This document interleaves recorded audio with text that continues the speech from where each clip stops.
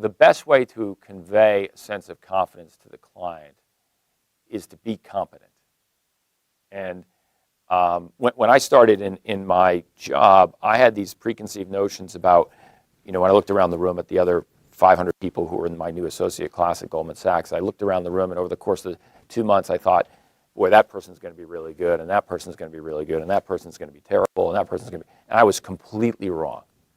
Like 10 years later, all the people I thought were going to be really good, I don't know where they are. They're no longer at Goldman Sachs.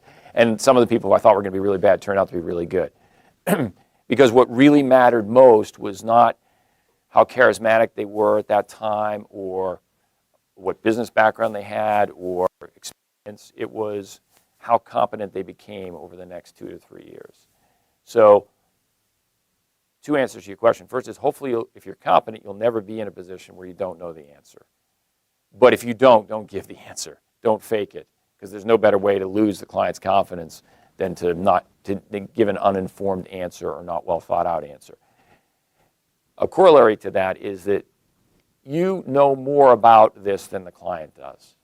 No matter how smart they are, you've been doing this for some number of years or months or weeks. They've never done it before. And you have the entire firm behind you that you're bringing to bear for this transaction. So the client may know a heck of a lot more about manufacturing, pieces of chalk or desks or computer equipment, because that's what they do. But they don't know nearly as much as you do, even as a first-year associate, about finance or about corporate law, depending on what you're advising them on. So you will be more competent than they are. Don't forget that. And give them the advice that makes sense. If you don't know, say, try and put the question off until you can become confident. And you can get the answer. You just have to work hard to get it. And if it's a judgment call, give them your judgment and tell them it's your judgment.